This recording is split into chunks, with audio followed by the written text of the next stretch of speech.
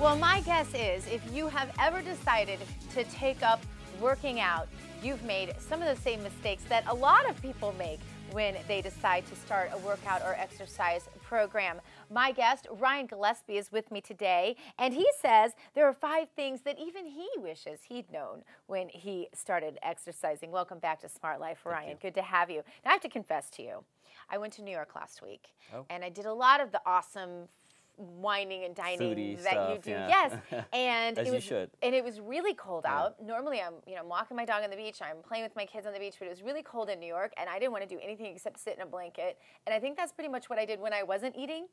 And so as a result, I got home, and I also think my scale had been miscalibrated because I'd had a move in there. But that's beside the point. I got home and there was 5 pounds on that scale that there wasn't before. Oh, no. So I freak out. I get my husband's pull-up bar. I'm going crazy on that thing, doing all kinds of stuff I should have never been doing.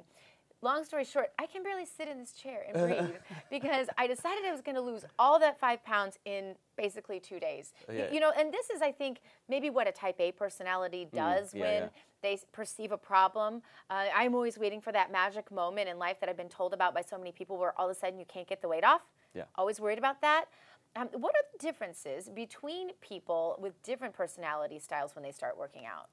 Well, I think there's several approaches that people really take and mental processes that people have when they get involved with exercise. One is that short term, I've got to lose the 5 pounds and I'm going to do by 5 minutes, yeah. Yeah, you know, I'm gonna eat really good and exercise a whole bunch, and then I'm gonna step on the scale and I'm gonna hit my goal weight, and the world is good and I can go back to doing what I was doing. It did work, but I also recalibrated my scale. even after the pull-ups, like no, the next day I was like, usually, oh, okay, it's down now. You know, usually doing something like a pull-up will actually make you gain muscle mass, so that can actually trick you into thinking you're gaining, you know, body fat when you're actually gaining muscle. But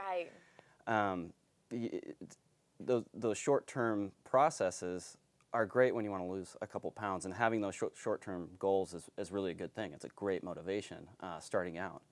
But there's that whole, you know, I call it the silver bullet rule, where people are looking for that magic elixir, that magic pill, that magic thing, a quick fix, and really what I try to help people with is get an understanding that there's not really a magic thing out there. There's really, when it comes to exercise, there's one thing, and it's really putting in the time and the effort.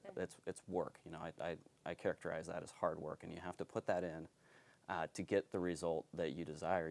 Your result is basically, you know, time multiplied by the hard work you put in, and that's what you get. But you make the point too that unlike a lot of other goals, you know, you can say I want to be an NFL player, and you work by little pieces to that end. We talked about that a lot on the show yesterday. You can say I want to be a model, and you lose the weight to that point, and you do whatever you need to do, get healthy to look exactly right to be on camera. Exercise, you say, is really different because you say you can't really start with an end goal in mind because it's a process. It's not really like the day you look good, you're like, shoo, I'm done. You know? It's one of the only things in your life that's really like that too, where you can't just, you know, you complete a book or you complete a thesis, or but you don't really complete an exercise program. Yeah, I like to say it's about the journey and not the destination. Yeah. And to me that means it's like a vacation. It's not about getting there. It's about enjoying your time doing it. And some of my favorite times with exercise and my whole story and my transformation was going through the process of learning how to eat, learning how to exercise, watching the transformation happening, and being, I couldn't believe how excited to go through that process. And since then, you know, still learning, still exercising, doing different things, running marathons, you know, trying that for the first time and learning what that's about, and just putting all those pieces together, you start to see that if you just do something short term and you stop, you're going to go back to your old lifestyle. That's right. Very likely. Yeah. But if it's something that you embrace and you make, you know, the minute you take sort of that first step on the treadmill or whatever your exercise program is or your regimen, that first step, you sort of have to think, this is my life now, this is what I'm doing. And once you make that mental change, then you're set. You know, it's a lifestyle. It's not a. It is, yeah, and a process. And while it is such an individually accountable thing, I mean, no one can do it for you. You make that point also in your post.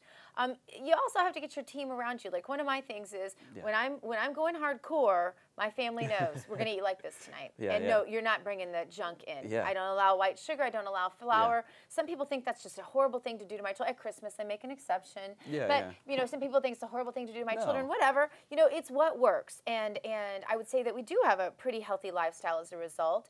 And I can maintain my personal goals that way. So you can surround yourself with a team of sorts, but it really is an individual sport, isn't it? Yeah, and I mean, credit to you. I mean, you're teaching your kids how to eat, and you're teaching them that it's okay to indulge, but not all the time. Like, well, my husband, I did, when I got back from New York, I found a Twinkie in a Twinkie wrapper, and he said, "Do you know your children had never had a Twinkie? What kind of mother raises a child that's never had a Twinkie?" And I have to admit that for like a moment I went, gosh, what a horrible, my kids had never had a Twinkie. I'm glad they had their Twinkie, but I'm done with it now. I don't want any Twinkies in the house, that's for sure.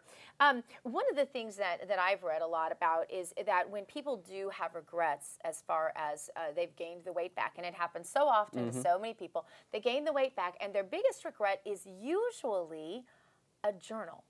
Ironically, that's the biggest regret, because people have learned that accountability of how many hours a day you work, and you and I have talked about this before, what exactly you do put in your mouth, that we just kind of want to gloss over it when there's no journal holding us accountable. Right.